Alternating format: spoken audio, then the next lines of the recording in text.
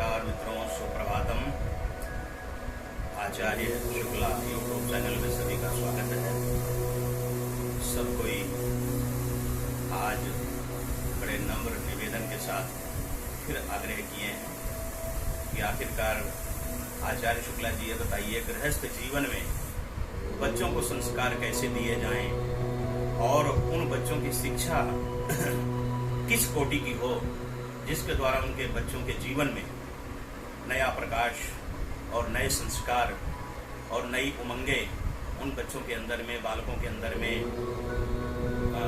हर समय भरी रहे, ऐसे विचार सब लोग व्यक्त किए हैं।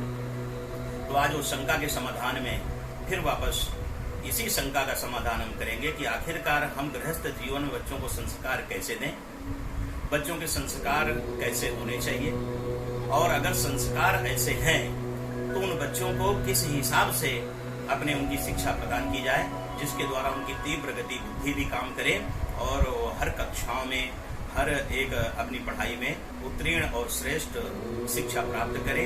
इसके बारे में आपको जानकारी देंगे।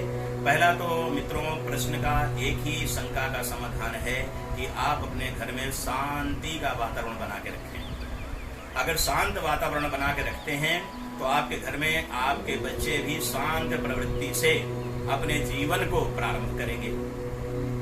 अगर आपके घर में माहौल बहुत अच्छा होगा, हंसता मुस्कुराता हुआ परिवार होगा, तो आपके बच्चों में वही संस्कार धीरे धीरे धीरे धीरे आगे बढ़ेंगे और वो बच्चे भी आपके ही तरह कैमरा बन करके आपके ही जीवन की फोटो खींच करके आगे के जीवन को जीना प्रारंभ करेंगे। इसलिए आपको क्या चाहिए कि आप स्वयं पहले कर्मठ बने, आप स्वयं पहले हंसना मुस्कुराना सीखें, परिवार में आनंद से और हंसते हुए अपने जीवन को आगे प्रारंभ करें ताकि आपके बच्चे भी आपके जीवन को सीखें और उनको भी ज्ञान हो कि आखिरकार हमारे माता पिता इस जीवन को गृहस्थ में रहते हुए कितने आनंद से जी रहे हैं। इसलिए उनके मन में भी यह संकल्प आएगा कि आखिरकार हमको भी अपने माता पिता, दादा दादी, नाना नानी से सीख करके और हमें अपने जीवन का आनंद लेना चाहिए। क्योंकि जीवन में अगर कुछ करना है तो आपके अंदर में संस्कार और शिक्षा, ये दो चीज तो बहुत ही जरूरी है। और संस्कार का अर्थ ये है कि माता पिता स्वयं संस्कार के दाता हैं।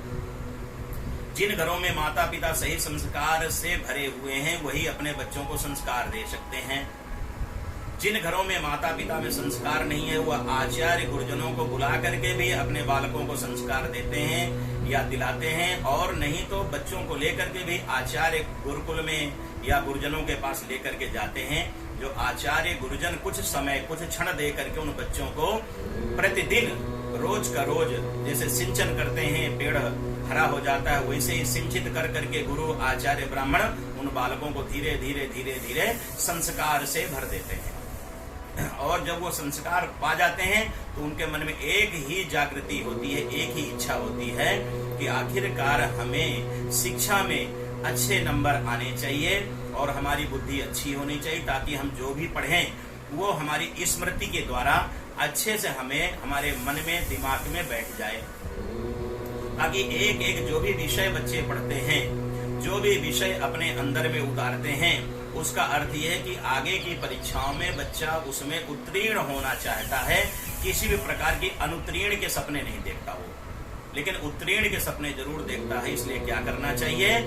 काक चेष्टा बको ध्यानम स्वान निद्रा तथैव च अल्पाहारी गृह त्यागी विद्यार्थी पंच लक्षणम। अगर बच्चे के अंदर में 5 संस्कार स्वरूपणी शिक्षा भर दी जाए तो बच्चा बहुत ही बड़ा शिक्षावान, ज्ञानवान, बुद्धिवान और विद्यावान होता है। पहली शिक्षा क्या है कि बच्चे को आप सिखाएं काक चेष्टा बको ध्यानम। बच्चा को सिखाएंगे कि बालक आप जो भी कुछ बोलो, जो भी कुछ कहना चाहते हो उसे बहुत ढंग से और बहुत हंसते मुस्कुराते हो बोलो। जैसे कौवा होता है, कौवे का जो भी आवाज होती है बहुत साफ होती है, सुथरी होती है, उसकी आवाज में एक दम होती है और उसी दम के अलावा वो आवाज में सफाई होती है। तो हमें क्या कहना है बच्चे को कि आप सिखाइए काक चेष्टा बको ध्यानम स्वान निद्रा तथैव च अल्पाहारी गृह त्यागी विद्यार्थी पंच लक्षणम। कौवे के जैसे बच्चे की चेष्टा होनी चाहिए। स्वान निद्रा तथैव च, वो बच्चा समय समय से सोए और समय समय से जगे। स्वान निद्रा तथैव च, बहुत बेहोशी की नींद बच्चा ना सोए, उसको ऐसी शिक्षा देनी है। कैसे सोए कि जब भी कहीं कोई खटक, कोई आवाज, कहीं कुछ ऐसी आती है तो स्वान निद्रा तथैव च, कुत्ते के जैसे। कुत्ते को थोड़ी सी कहीं भनक पड़ गई, थोड़ी आवाज कहीं साइड से आ गई तो उठ के बैठ जाता है। तो स्वान निद्रा तथैव च। अल्पाहारी, बच्चा 2 बार खाए, 4 बार खाए, स्वल्पाहारी ही खाए, स्वल्पाहारी ही ले, अधिक अन्न लेने की आवश्यकता नहीं है। क्यों? अजीर्णम भोजनम विषम। तो बच्चे को क्या, थोड़ा थोड़ा खा करके 2-4 बार में अपने पेट की संतुष्टि करनी चाहिए। स्वल्पाहारी, लेकिन गृह त्यागी, उस बच्चे को अगर कहीं बाहर में भी आप स्कूल में या कहीं हॉस्टल में या कहीं बाहर भेजते हैं तो उसके प्रति बहुत चिंता में मत रहें और न उसको चिंता में डालें। क्योंकि जो बच्चों के प्रति बहुत चिंता करते हैं या बच्चा स्वयं बड़ा चिंता करता है, वो बच्चा बाहर कहीं पर भी सही शिक्षा प्राप्त नहीं कर सकता है। स्वर्ण निद्रा तथैव च। अल्पाहारी गृह त्यागी, तो गृह का त्याग करना उस बच्चे को आना चाहिए। अगर गृह त्यागी तो विद्यार्थी पंच लक्षणम, अगर विद्यार्थी पंच लक्षण से संपूर्ण हो गया है और अगर उसके अंदर में उस शिक्षा का भाव प्रतिष्ठित हो गया है तो उसे एक ही चीज मन में रखना है कि कौवे के जैसे वाणी, बकुले के जैसे सावधानी। बकुला बहुत सावधान होकर के अपना शिकार करता है। बकुले के जैसे सावधानी और स्वान के जैसे निद्रा और अल्पाहारी, थोड़ा सा कम कम खाना चाहिए। यह 4-5 लक्षण अगर विद्यार्थी के अंदर में आप लोग देते हैं या आचार्य गुरुजन लोग देते हैं तो विद्यार्थी के जीवन में हर तरह से उत्तीर्णता ही प्राप्त होगी।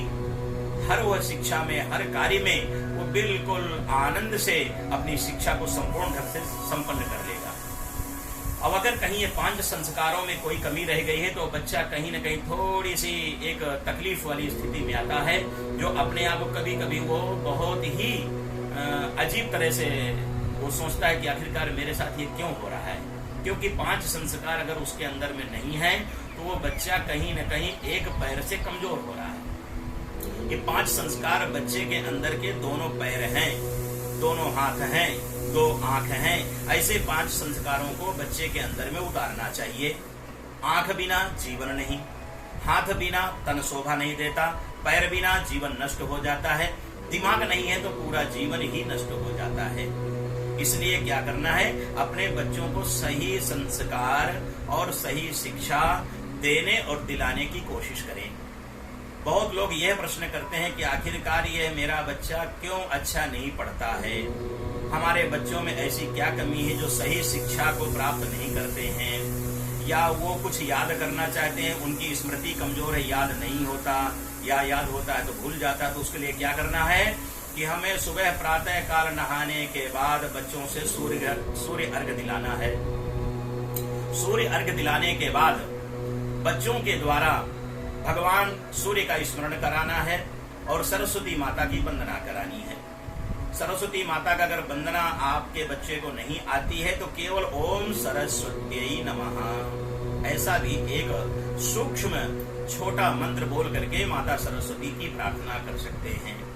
अब अगर आपके बच्चे को प्रार्थना आती है तो वह प्रार्थना करे। हर किताबों में हर जगह लिखा है, नेट में भी निकाल सकते हैं। शुक्लाम ब्रह्म विचार सार परमा माद्याम जगत व्यापनीम वीणा पुस्तक धारणीम भयदाम जाड्यांधकारापहा हस्ते स्फाटिकमालिकां विदधतीं पद्मासने संस्थितां वन्दे तां परमेश्वरीं भगवतीं बुद्धि प्रदां शारदां। जब माता शारदा सरस्वती मैया की वो बालक के द्वारा प्रार्थना होती है, माता भगवती शारदा प्रसन्न हो जाती है और उस बच्चे को शिक्षा स्वरूप में आशीर्वाद देती है। ऐसे बच्चों की कभी शिक्षा में किसी प्रकार कोई कमी नहीं होती है। और उन बच्चों के द्वारा घर में भी पूजन कराएं। पूजन कराने का विधान क्या है कि भगवान गणपति को एक पाटे के ऊपर में पीला कपड़ा या लाल कपड़ा बिछा करके भगवान गणपति को बिठाएं। बिठाने के बाद वहां पे दीप जलवाएं। दीप जलाने के बाद एक खाली गिलास में पानी रखें, उसमें केसर की 2 पत्तियां डालें। जो बहुत ही अपने बच्चों को बुद्धिमान बनाना चाहते हैं उनके लिए विधान है। उनको क्या करना है, भगवान गणपति का स्मरण करके माता या पिता को साथ में बैठ करके उस बच्चे को पूजा करानी है। अगर माता पिता के पास समय नहीं है पर्याप्त, तो वह आचार्य ब्राह्मणों का भी आवाहन करके निमंत्रण दे करके उनको घर में बुला सकते हैं और उनको आवाहित करके घर में बुला के पूर्ण सम्मान दें और उनसे आग्रह करें कि आप हमारे बच्चे के लिए, हमारे बालकों के लिए, हमारी संतानों के लिए आप गणपति पूजा कराएं। जब ब्राह्मण आचार्य आप घर में आते हैं, गणपति पूजन कराएंगे तो उनको संतोषजनक संपूर्ण ढंग से आदर सहित दक्षिणा प्रदान करें और प्रणाम करें। ऐसा करने से अगर गणपति भगवान ना भी प्रसन्न होने वाले होंगे तो वो प्रसन्न हो जाएंगे, क्योंकि विप्र का स्वागत सम्मान करने से, संत का स्वागत सम्मान करने से, गौ और नदियों का स्वागत सम्मान करने से सभी देवता प्रसन्न हो जाते हैं। कलयुग में गौ, ब्राह्मण और कन्या और नदियां ये सब बड़े पूज्य हैं। अगर इनका हम पूजन करते हैं, आवाहन करते हैं, इनको नमस्कार करते हैं और इनके सामने झुक जाते हैं तो हमारा जीवन धन्य धन्य हो जाता है। हमें क्या करना चाहिए कि बच्चे के सामने गणपति भगवान की प्रतिमा को रख के दीप प्रज्वलित कराएं, गिलास में जल रखें, 2 केसर की पत्तियां डालें और वो डालने के बाद उस बच्चे के मुंह से बुलवाना है मंत्र ओम गंग गणपतये नमः। इस मंत्र को बुलाते हुए या तो हरी घास 11 ले लीजिए, 11 पीस, या तो हरी मूंग, खड़ी मूंग जो होती हरी, उसके 11 पीस ले लीजिए। एक एक पीस भगवान गणपति का मंत्र बोल के भगवान गणपति के चरणों में चढ़ाना है। ओम गंग गणपतये नमः, ओम गंग गणपतये नमः, ओम गंग गणपतये नमः। ऐसे मंत्रों का उच्चारण करें या तो करवाएं, नहीं तो आचार्य ब्राह्मणों के द्वारा भी ये यज्ञ करवा सकते हैं। यह विद्या गणपति सिद्धिदात्री यज्ञ है। अगर कोई भी बच्चा शिक्षा प्राप्त करना चाहता है, उसको यह कर्म करना पड़ेगा, करना भी चाहिए, तो उसकी शिक्षा में कहीं कोई विघ्न नहीं पड़ेगा, उसकी बुद्धि भी तीव्र हो जाएगी। जब ब्राह्मण आचार्य मंत्र के द्वारा वह मूंग या हरी घास जब गणपति के चरणों में चढ़ा देते हैं तो भगवान गणपति के 11 बार बोलने के बाद हाथ जोड़ लेंगे, उस बालक के द्वारा हाथ जोड़ के नमस्कार प्रार्थना करवा देंगे और प्रार्थना में एक ही चीज बोलनी है, वक्रतुंड महाकाय सूर्यकोटि समप्रभः निर्विघ्नं कुरु मे देवः सर्वकार्येषु सर्वदा। ओम गंग गणपतये नमः। ऐसा मंत्रोच्चारण करने के बाद भगवान से नमस्कार प्रार्थना कराने के बाद रखा हुआ गिलास में जो जल है वो बच्चे को जितना वो पी सकता है उसे उतना पिलाना चाहिए। वो जल पीने के बाद वो बच्चा रोज का रोज अपनी विद्या में आगे अग्रसर होता चला जाएगा, उसकी बुद्धि बहुत अच्छी हो जाएगी और मन में उसकी खुशियां और तरंगे छाने लगेंगी, जिससे वह बच्चा पढ़ाई में और मन लगाएगा और माता पिता को ऐसा अवसर नहीं देगा कि वो माता पिता उस बच्चे को बार बार टोकना पड़े या प्रेशर देना पड़े या पुश करना पड़े। वो कोई जरूरत नहीं पड़ेगी, बच्चा अपने आप स्वयं पढ़ेगा, उसको मालूम रहेगा मुझे कितना पढ़ना है, कब पढ़ना है, और वो समय से अपना खेल लेगा, समय से अपना पढ़ लेगा और समय से अपना खा पी करके आराम से वो सो लेगा। आज के समय में इलेक्ट्रिक मीडिया के वजह से या मोबाइलों की वजह से बच्चों के लिए थोड़ी मुश्किलें हो रही हैं, लेकिन आज की शिक्षा में कहा गया मोबाइल, कंप्यूटर या टीवी कोई बुरा नहीं है। सारे ये जितने भी प्रोग्राम आते हैं इनमें सब फंक्शन अच्छे हैं, लेकिन हम अच्छा देखें, अच्छा सुने, अच्छा करें तब तो हमारे लिए अच्छा है, क्योंकि इनमें कहीं अच्छाई की कमी नहीं है। मोबाइलों में बहुत अच्छे अच्छे प्रोग्राम हैं, बड़ी अच्छी अच्छी जानकारियां हैं, बड़ी अच्छी अच्छी सोचें हैं। उनको अगर हम अपनाएं, चाहे वो वृद्ध हो, चाहे वो जवान हो, चाहे वो बालक हो, अगर हम अच्छाइयों को अपनाते हैं तो हमारे जीवन में आनंद ही आनंद, खुशियां ही खुशियां, कामयाबी ही कामयाबी प्राप्त होती है। मित्रों, इसलिए देश विदेश में कहीं पर भी अगर आप रहते हैं तो अपने बच्चों को सही शिक्षा, सही संस्कार जरूर दें, क्योंकि शिक्षा से बढ़ के कोई धन नहीं है, संस्कार से बढ़ के कोई धन नहीं है। और अगर हर प्रकार की शिक्षा में, संस्कार में अगर आप ऐसे ही समभाव रखेंगे तो बच्चों के जीवन में अपार शिक्षा का वैभव बढ़ेगा और उनकी शिक्षा में किसी प्रकार कोई भी विघ्न बाधा नहीं पड़ेगी। अपने बच्चों को शिक्षित करें, संस्कारित करें और संस्कार के भंडार भरें अपने घर में, ताकि खुशियां आपके घर में नृत्य करें, आनंद लें और आप सारा परिवार बच्चों सहित अपने जीवन का आनंद लें। गृहस्थ जीवन में बार बार बताने के लिए बहुत सारे प्रश्न आ रहे हैं, बार बार शंका का समाधान मेरे पास आ रहा है, इसलिए मैं जरूर उनको बताने की कोशिश कर रहा हूं कि आपकी शंका का समाधान कैसे होगा, आपके बच्चों को शिक्षा कैसे प्राप्त होगी, आपके बच्चों को संस्कार कैसे प्राप्त होंगे। अगर संस्कार और शिक्षा दोनों बच्चों को प्राप्त हो गई तो आपके जीवन का सारा यज्ञ सफल हो गया। क्योंकि पूत कपूत तो क्यों धन संचय और पूत सपूत तो क्यों धन संचय। अगर आपके जीवन में, आपके घर में, आपके कुल में, आपके परिवार में अगर एक सुंदर अच्छा आज्ञाकारी पुत्र या पुत्रिका आ गई है तो ऐसे बच्चों के द्वारा आपका जीवन, आपका कुल सफल हो जाएगा। अब अगर पूत कहीं कपूत बन गया, वो संतान कपूत बन गई, तो आपका धन, वैभव, बंगला, जितना भी आप वैभव जमा करके रखे हैं, धन संपत्ति छल कपट से, वो सारी के सारी एक क्षण में चली जाएगी। इसलिए हमें क्या करना चाहिए?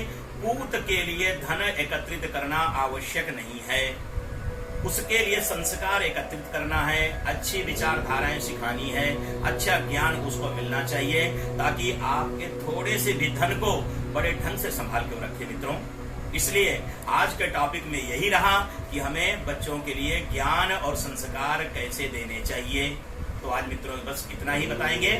आचार्य शुक्ला YouTube चैनल में आप सभी को बार बार ऐसे ही शिक्षा दी जाएगी और शंका से समाधान की ओर ऐसे हम ले जाते हुए आप लोगों सभी कार्यों को अच्छे ढंग से संपन्न कराने की कोशिश करेंगे। तो मित्रों जरूर आज के लिए बस इतना ही। नमस्कार। ओम शांति।